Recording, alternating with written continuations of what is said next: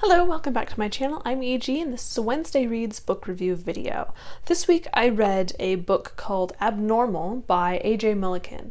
Now this is a fairly, I'm going to say stereotypical dystopian novel where people are divided into groups. One is the, elite of society, and they have their gifted, which have abilities like telepathy or athleticism or things like that.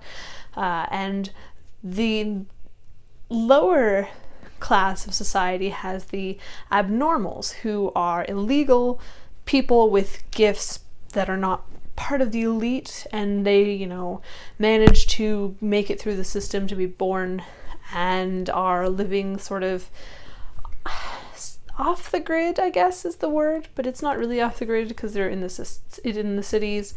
And so what happens is that there is a telepath girl named Clare who goes off, and she is attacked by a couple of upper class people who are gifted, and so she fights back and ends up killing them, and it sets off a whole chain of events where she has to escape the city and go somewhere else, and then there are people hunting her, and it's eventually things go really south and things like that. So this definitely follows a lot of the dystopian stereotypes that are around. It's the dirty things in society, or the factions, or the fact that you can obviously tell that there's a problem with society. So it feels a lot like your typical young adult modern day dystopian fiction, except that it's meant for new adults, I guess. Yeah, probably, considering the age of the characters and the situations that they're put in. So it's definitely, it feels a lot like a stereotypical dystopian novel, and honestly, I didn't love it. I think dystopian is a great genre. It's actually one of my favorites, and speaker of words, my novel is a dystopian novel. However, I think a lot of the dystopian books that you see nowadays are very much following those stereotypes, and it's not wonderful. They're kind of building on things that have been done before. The fact that society is made into factions, the fact that one person, in this case female, is going to obviously be responsible for saving society. I mean, it all just feels very much sort of, yeah, this has been done before, and why do I really care about these characters? Unfortunately, the characters are not depicted in a way that makes them unique, or it really makes me care a whole lot about them. I do feel like I'm reading another dystopian novel that follows all the stereotypes, and I've seen it before. Honestly, I see a lot, actually, when doing modern dystopia, and it has its merits. I do like the dystopian fiction. I think it's been overdone in this regard. I want to see something that explores a little bit, that changes things, that doesn't talk about problems with society being based mostly on rape and torture of the lower factions. I'm really tired of that. I get that dystopian fiction actually deals with this as a problem, as opposed to almost, I don't want to say fetishizing it, because I don't know if that's quite the word I'm looking for, but it is almost fetishized in a lot of other genres. So dystopian at least does that, but again, it's another thing that you see a lot where, the main character was almost raped. Again. Okay, fine. And, I'm glad that it didn't actually, happen. I'm glad that the character fought back. But again, you see that a lot too. So if you're looking for a dystopian book that follows the genre stereotypes that are prevalent these days, that is sort of familiar, definitely give this a shot. I would say that is absolutely a good book for you. For me, I think I would have preferred to see these stereotypes bent a little bit. there's so much that you can do with this genre. The actual definition of dystopia as was created in the early 20th century, earliest 20th century, is a utopian society where there is a problem. And so a lot of times the actual dystopian society is supposed to look like there's no problem. It's supposed to look perfect. If you read We by Bulgakov, no, that's Master Margarita.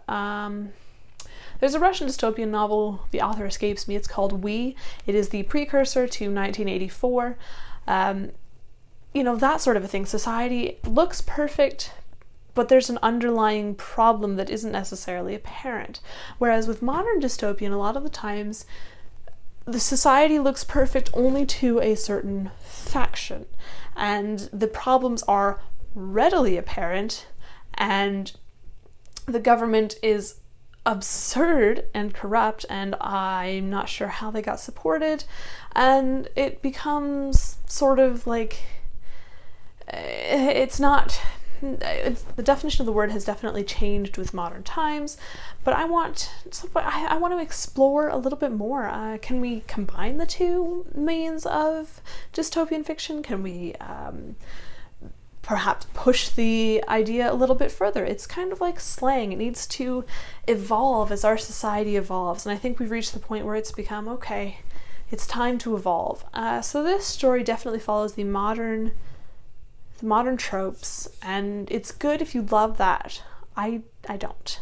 As for the writing style, this book has a lot of narrative description, which is not necessarily a problem, except for the fact that I feel like it was a very short book, and a lot more could have been said about the setting and about the characters' development, as opposed to just stating facts that the readers perhaps could have figured out if given a little bit more dialogue or interaction. Things just felt a little flat with all of the narrative description and the lack of character dialogue and the lack of character interaction. I think things moved just a little bit too quickly. This definitely could have been broken up into a couple of longer pieces, and it would have been just fine. I think there were a lot of things going on in this book, and it escalated very quickly. And the latter third of the book, I think things moved extremely quickly to the point where I didn't even get to connect with some of these characters that then we're playing a larger role later on. And it got to the point where I was like, I don't really feel anything for these characters because I don't know anything about them. They're just stated as being here. Here's their description. On we go. And that feels a little flat, and it feels kind of not super helpful when trying to establish the stakes of the story and establish the relationships that make the stakes so important. So that was a bit difficult to get through. So on the whole, I think this book is definitely follows the modern dystopian tropes, as opposed to the 20th century dystopian tropes of, We and 1984 and, A Brave New World, that sort of a thing. I think that if you are in the mood for a dystopian book that definitely follows these tropes, this is a good book for you.